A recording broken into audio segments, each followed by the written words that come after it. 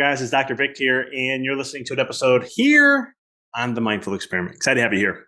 Hope you have subscribed to this podcast. I hope if you enjoy this, please share it with someone who's going to benefit, because this is something that this topic for me, when I first started my business, it was something that I didn't really realize. I had to read a lot of books because I'm stubborn. I saw it in one book and I was like, okay, I don't trust just one. I need to keep seeing it.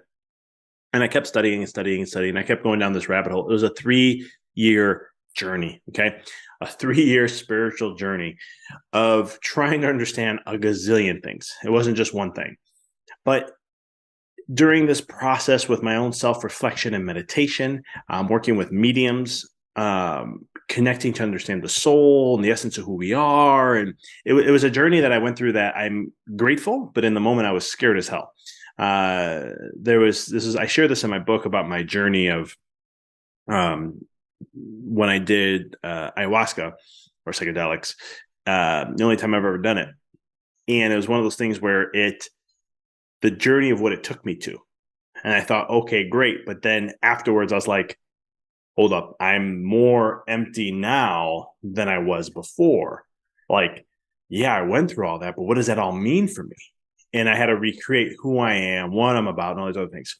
So long story short, one of the things I wanted to understand was I was looking back at my life and through my process of what I did going bankrupt and how my life was turning around, how things were just starting to grow for me. Things were really starting to work out. Everything just started to happen. And of course, there's things I was doing also from a being side that I teach about to my clients. But there was a process that I started to look at things. And I'll never forget this message. It came to me in a meditation. And like I said, I've read it in books, but it came to me in meditation to where this is where it like stuck. This is where it like hit hard. And the message said, if you have fear, then you don't trust God. And I was like, okay, God, universe. And it's like, choose whatever you want. The word doesn't matter. But they said, if you have fear, you don't trust God. And that hit home. But again, I'm stubborn. So I kept going on with my life. Maybe a month or two later, I had a meditation, and then it comes back, same message, just a little different.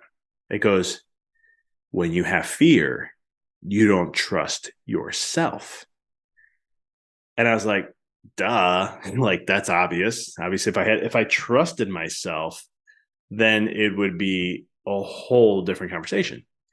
So I was like, okay, they're giving me information. And I say, who are they? This is, you can call them your spirit guides. You can call them your higher self. You can say God. It doesn't matter. They don't even matter. They don't even care what label you use. But so I was going through this process and I started to understand this. And it kept showing it to me because then I'm like, okay, this started me on a journey to understand that, me, soul, the true essence of who I am after this life that's going to carry on, that's infinite and immortal and never dies.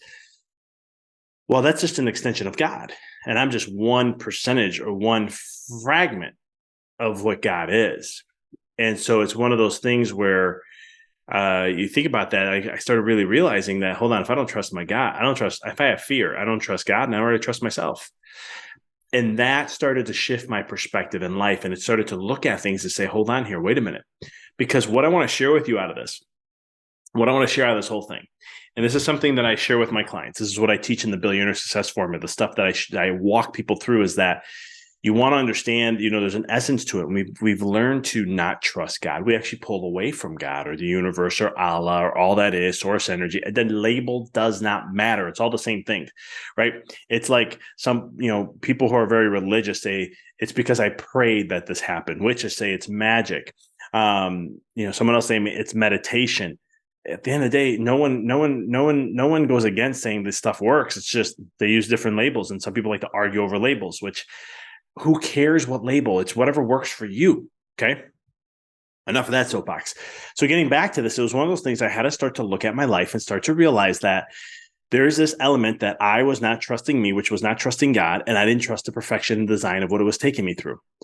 When I started to understand, started to see the big picture of soul and choosing a life, is we come here to have an experience.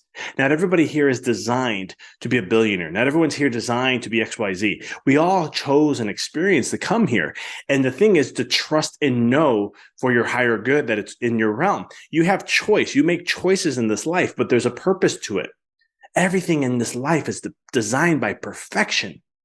Things only show up to you in your life to guide. And this is where the developing of the vibe aspect and the trust aspect to the formula that I teach came, because in this element, we have to learn to let go more.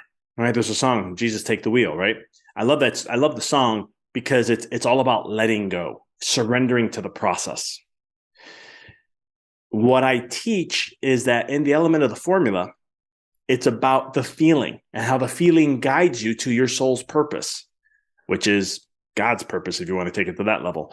But it's guiding you in that realm. And there's a feeling that comes, and knowing what that feeling is, understanding how it shows up in your body and realizing that and trusting that feeling every step of the way, even though when things are going to feel dark, even though because you're going to be challenged. You will be challenged because you have to break old molds. It's not because, oh, God's testing you or this and that. You can look at it in that way. I'm not saying that's not right or wrong, but I like to get some science involved in this. Neurologically speaking, you can't make an instantaneous change and have it happen instantaneously. Some people may argue this, but what I'm talking about is neural synapse connections, what we know about it, at least for right now. At the time of this recording, that the brain, we make a change and then your brain has to take time to make the process to shift over. It's called Hebb's Law. And so it's one of these things that this is what happens in our lives. And so we can make shifts in our lives instantaneously, but neurologically, it's going to take some time. We live in a physical realm. So it's going to take a process to achieve that level of that shift. And so when we look at the totality of all things and coming back to that element, it is really, really understanding that if you don't trust yourself, you're letting fear open up, you don't trust God. And the key element is to know that everything is done by a perfection. And when we can tap into that feeling and understand that intuition and know where it shows up in our body, now all of a sudden we're starting to use our soul's compass, which guides us. Because here, think about this. You are who you are. There's an entity above you, which is your higher self. Okay. I like to call it your true self, because higher self makes it seem like it's better, and it's not better. There's nothing that's better. When people say, well, I'm better at what I do now. No, you're not. You're just more showing up the truth of what you have within already. Like all things already exist. This soul is going to, when you're in alignment with your soul, you're only going to get positive feelings. Joy, bliss, excitement, all those different things. You're not going to be like, I feel really upset about this. I have anxiousness. I'm overwhelmed with this. This is negative. There's not going to be low vibrational feelings when you're in alignment with it. So this is one of the key factors that when you look at your life, judge based on how you feel. And I'm not saying emotional reactions. That's a whole different world. That's mind. Mind stimulates the reaction. Thought, then emotion follows. That's reactive. Okay. This is intuitive. It's a feeling. There's no thought has to be with this. It's an intuitive feeling. Usually the mind doesn't understand it. I mean, you've done this before. Again, this is not something new either. You've done this in your life. You've just never been pointed out in this way or been taught to be more aware of it and be conditioned. We're not taught in these ways. So when you look at the process, it's looking at your life and saying, okay, wait a minute here. Let me really feel this out. Not think it out, feel it out. And women are usually a little bit more prone to this message, and more prone to understanding this, or more open to understanding this, because they do this already. They're neurologically more wired. They're more advanced. Biological women are more advanced, neurologically speaking, than men are. Sorry, guys, it's just a fact. They're wired differently in the brain, and they can take on more. So it's one of those things where they're very in tuned. And it's a blessing. I think there's been a whole entire movement to try to get them to get away from that and push people away from that type. Males, on the other hand, we don't do that. We think it's all headstrong and left brain dominant world, and that's just how we are. But there's a shift in male world happening too, where the archetypes are being broken down to where we are opening up more to the feminine energies and opening up to balancing the brain and stimulating our right side more. So there's spiritual stuff. There's a little bit of neuroscience there. But at the end of the day, it's really, coming into the feelings and tapping in. And when you're in that alignment, there's only going to be positive feelings. And you got to know where that shows up. Because there's times in your life, just saying, you've done this before, there's times where you didn't understand why you're going to do something.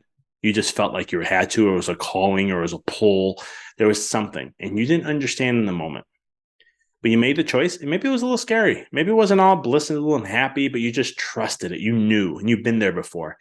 And you made that choice.